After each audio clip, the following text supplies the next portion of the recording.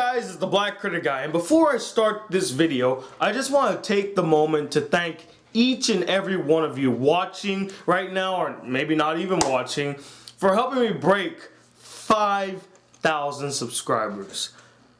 I mean, I could be cliche and do like I did when I broke 4,000 or 3,000, how I'm speechless and I can't believe it, I'm utterly grateful, but honestly guys, from the bottom of my heart, I was speechless, and I am extremely grateful that you guys helped me reach 5,000 subscribers. Before the end of 2013, I would have never saw that coming.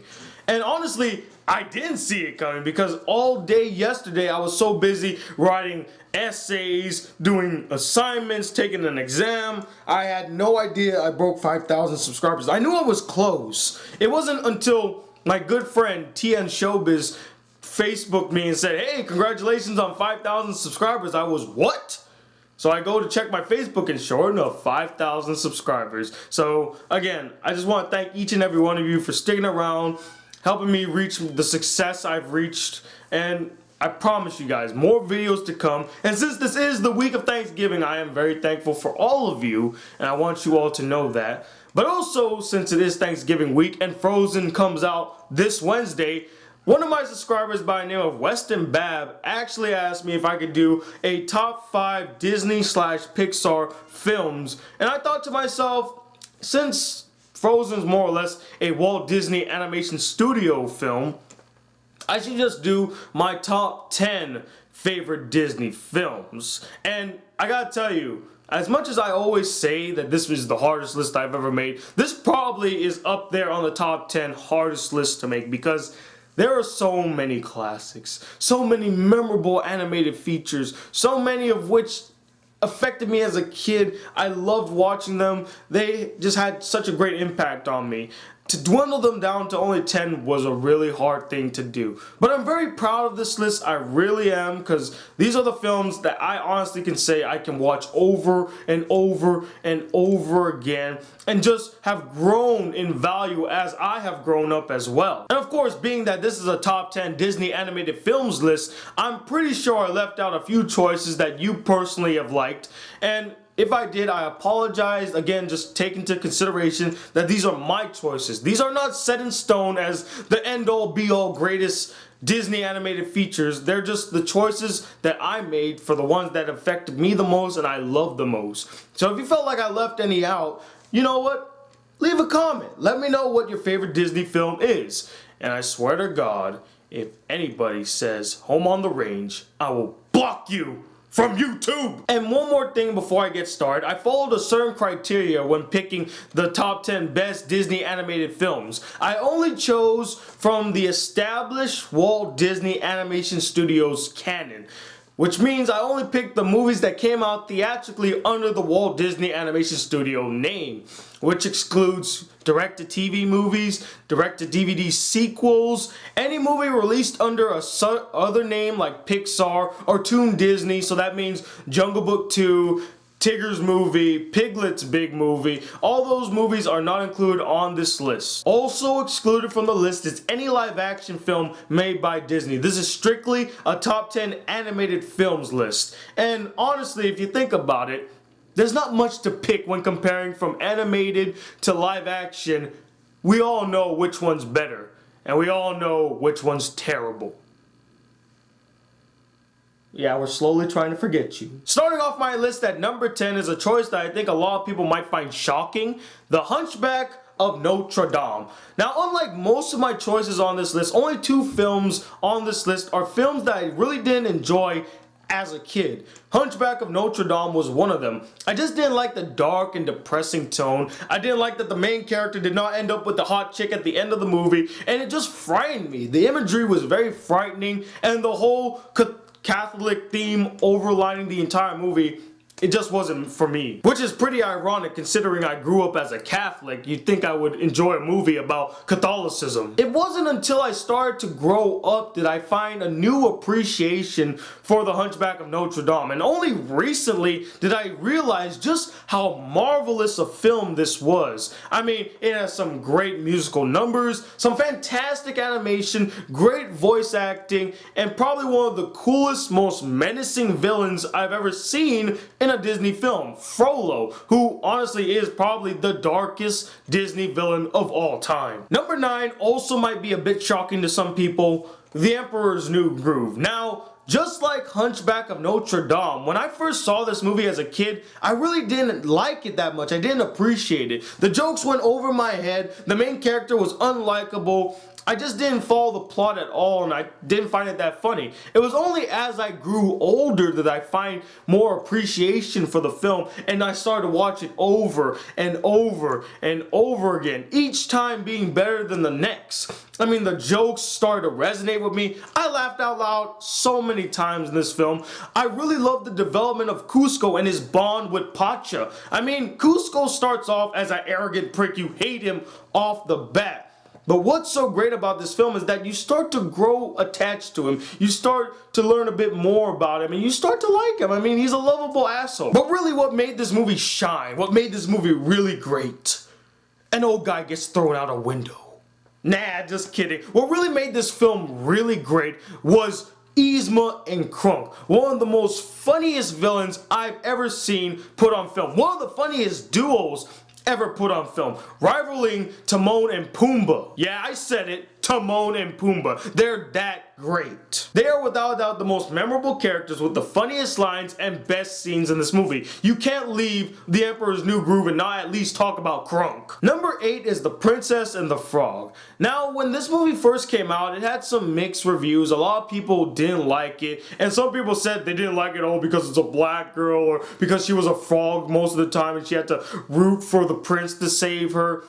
Honestly, the first time I watched it, I instantly loved it. It's one of the first Disney films that I watched in the theater that I instantly loved off the bat. I really love the character of Tiana and the message that they were trying to convey in the film about if you work hard enough, good things will come your way. Also, I forgot to mention that most of the choices on this list are Disney films that really stood out from the bunch, that tried something new and took some risks. All the movies I listed so far were very different from your normal Disney film. I mean, maybe Princess and the Frog was the most similar, but I felt like in a way it was also very different among the group, and it has nothing to do with race. It's about the structure of the story and how it was told. Not only that, but what Disney film isn't complete with some catchy tunes, especially with a jazz setting behind them? I'm a big lover of jazz, so most of the songs in this movie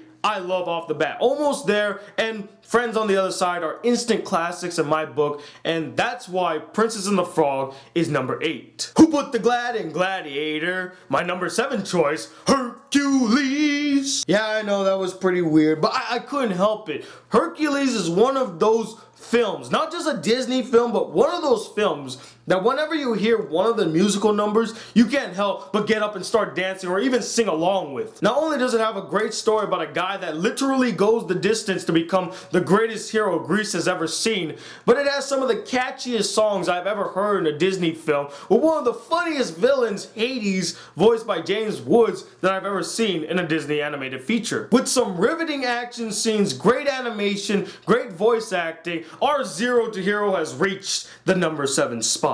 When looking for the bare necessities, you gotta look at my number 6 choice, The Jungle Book. As a kid, I really loved The Jungle Book. I mean, it was just an entertaining story following Mowgli and his adventures in the jungle. There are so many memorable scenes in this movie, like the scene where he's with all the monkeys and Louie, the orangutan. Then Louie and Baloo start to dance. When they're on the river, when he's fighting Shere Khan and he meets the Beatles rejects. I mean, it's just a really good film and it's so enjoyable. But I also love the relationship between Mowgli and Baloo, Mowgli and Bagheera, Bagheera and Baloo, and the ending was just perfect. The way it ended couldn't see a better way to end the film. So forget about your worries and your strife and think about my number 6 choice. My number 5 choice yearned to be part of my world, and I was gladly willing to let her be a part of it. The Little Mermaid. Probably the quintessential Disney movie. When you think Disney, you think 3 movies, and one of them is The Little Mermaid, kicking off the Disney Renaissance. Although a lot of people hate it because they feel like Ariel is a stereotypical Disney princess, I still honestly loved it. And if it wasn't for Ariel doing what she did, there would not be characters like Mulan, or Belle, or Jasmine, or even Tiana. So don't forget your roots, because Ariel was the first. I mean, if you really think about it, Ariel was curious. Ariel was proactive. She did not just sit around in a castle waiting for her prince to come. She literally went to her prince to get her happy ending. She did something. You know, it's not like she pricked her finger on a sewing wheel and fell asleep for 100 years waiting for her prince to save her. But not only is it one of the quintessential Disney films, but it also has the most recognizable tunes of any Disney movie. I mean, who does not know Part of Your World, Under the Sea, Kiss the Girl, Poor Unfortunate Souls? Almost everybody, I guarantee you everybody in the world at least knows one song from The Little Mermaid. Number 4, I'm gonna wreck it. WreckIt Ralph. Now a lot of you may be very shocked to see WreckIt Ralph so high and beating The Little Mermaid and Hunchback of Notre Dom or even Hercules. But the reason I put it so high on this list is not only did it reinvigorate my love for Disney animation, but it's actually one of the first Disney 3D animated films and the only Disney 3D animated film on this list. See, when Disney started doing 3D animation, I kind of zoned out because I felt like that wasn't their niche. They have been so good in 2D animation, that's where they shine. So when they started to do more 3D movies, I wasn't a big fan of it. In fact, I hated most of them until about Tangled, and I sort of liked Tangled, but I still didn't really grab the whole 3D element. I didn't like it. It wasn't until WreckIt Ralph came that I was just like, you know what, Disney? I'm with you. 3D all the way, buddy. But not only is it the only 3D animated film on this list, it's also the only movie on this list that's not really a musical. It's all about the characters, each one of them well developed, entertaining. I've seen this movie literally, I'm not shitting you, 100 times. The moment that it came out, I bought it and I kept watching it. And each time, I loved it more and more. And I started to catch some tiny references that I did not see in the film in its initial release, that I just grew to love the film even more. Not only that, but it has one of the most coolest and layered protagonists, along with one of the quirkiest princesses you'll ever see in a Disney film. WreckIt Ralph was the true definition of an experience in the theater, and I loved every minute of it, and that is why it's my number 4. Now, number 3 is a tale as old as time, and a song as old as rhyme. Beauty and the Beast. Yes, I put Beauty and the Beast on this list, and it's not because it's the only Walt Disney animated studio film that actually got nominated for the Best Picture Oscar, but because of just how great the story is, how lovable all the characters are, how memorable most of the scenes in this movie are, how catchy most of the musical numbers are, and how Gaston makes me laugh my ass off every time I see him. It's one of the few stories where Disney did not fully follow its traditional style of cute girl meets the cute guy and they end up together. No, this time they told a story about a cute girl who's not really trying to settle down. She's trying to be her. She's trying to read, she's trying to do all these things that other people find kind of weird, and she's trying to just be herself. And then she meets this beast of a man that's literally a beast, and she grows warm towards him, and they grow a bond and connection. Although they kind of copped out at the end, making him a handsome prince, kind of defeating the whole beauty's on the inside. I mean, if they kept him a beast, probably I would have bought the whole message about beauty's on the inside. It's not about your looks, but he turned into a beautiful prince at the end, so way to go, Disney. But truly, this is a Disney masterpiece with some fantastic animation. I mean, the ballroom scene alone looked marvelous. Some memorable characters and scenes. hilarious gags and jokes, some tense moments, and honestly, some of the catchiest songs you'll ever hear in a Disney movie. I mean, you'll never forget Be Our Guest, or Belle, or Beauty and the Beast, or even Gaston. But yes, Beauty and the Beast, instant classic, and totally deserving of my number 3 spot. Now my number 2 choice you might also find a bit shocking, but I couldn't think of another movie to put at the number 2 spot than Lilo and Stitch. Shocking, huh? Now Tony, why is Lilo and Stitch number 2 beating out classics like Beauty and the Beast, Pocahontas, Mulan, Hunchback of Notre Dom, Hercules, The Little Mermaid?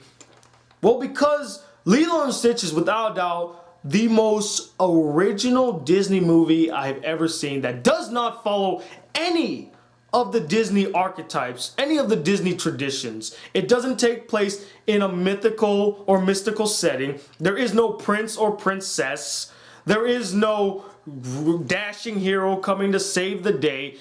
It's about a girl that meets an alien from outer space that crash lands in Honolulu and their blooming friendship. But honestly, it's more than that. Being one of the more realistic Disney films, minus the whole aliens from outer space ordeal, but it tackles on real life issues, real life dilemmas, real life tragedies. The theme of family is shown prevalently in this movie. Most of the main characters are well developed, and I really felt the bond between Lilo and her sister Nani, Lilo and her relationship with Stitch, and how Stitch is changing as a person, or I should say an alien as well. Not only that, but as a kid who grew up on an island, I grew up on an island called Guam, Lilo and Stitch spoke to me. I mean, it took place entirely on this island of Hawaii, and it looked like home, honestly. It felt like home for me. The island music and the beautiful animation of Hawaii and the ocean, it just resonated with me. And one thing that I truly appreciated from the creators of the film,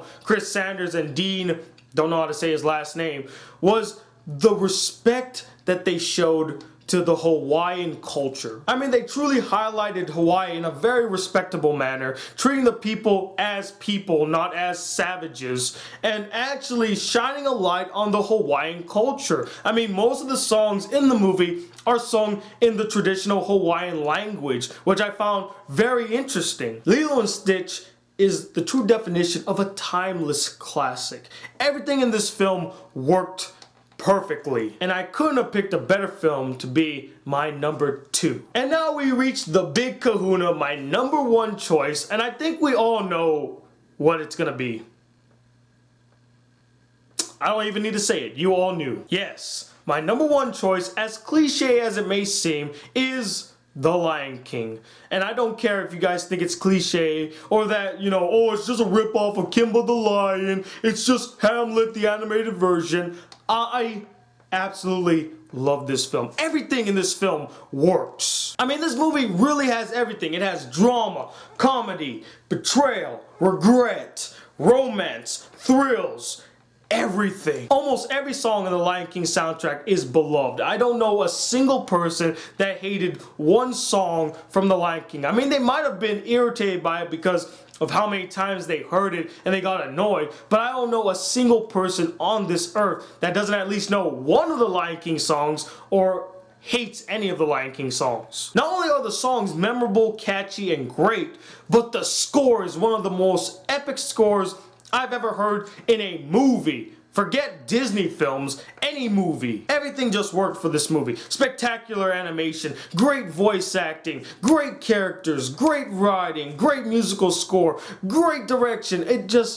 Everything just worked for this film to make it one of the all-time greatest films of all time. And that is why The Lion King is my choice for the number 1 best Disney animated film. And those, ladies and gentlemen, were my choices of the top 10 best Disney animated films. And like I mentioned earlier, I know I probably left a few out that you were personal fans of, so be sure to comment below and let me know your favorite Disney film or your favorite Disney song. So until then, guys, stay tuned for the rest of the week. I'll be trying to do more videos Disney related. But until then, guys, Hit that subscribe button. If you're new to my channel, welcome to the Black Critic Guy. Like this video if you really enjoyed it. Please check out my Facebook. Link will be in the description. And I'm Tony Wilder II from the Black Critic Guy. Till then, peace, YouTube.